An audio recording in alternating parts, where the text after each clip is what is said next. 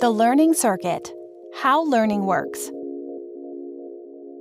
Learning is nothing more than your brain creating new wires. How does this work?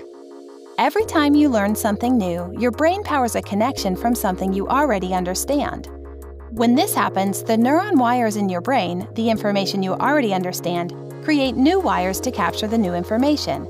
There is no limit to the number of neuron wires your brain can build, so there's no limit to the amount of information your brain can learn.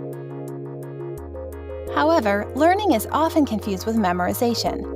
When you memorize, your brain just circulates new information in your short-term memory. But your short-term memory has limited space, like the memory on your phone. To store new information, it must delete old information. For example, have you ever memorized facts and figures for a test, then forgotten everything as soon as the test was over? That was your short-term memory making room for new things. Learning, however, lasts forever. Learning happens in long-term memory when new information connects with another section of the brain, with something you already understand. For example, long-term memory helps us learn how to read. To learn a new word, we connect that word to things and ideas we already understand. We use words we already know to describe the meaning of the new word. Learning is easier and more effective than memorization. That's why SOAR Learning and Soft Skills avoids memorization techniques.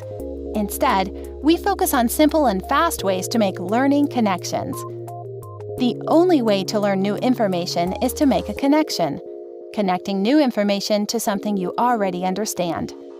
This is the learning circuit.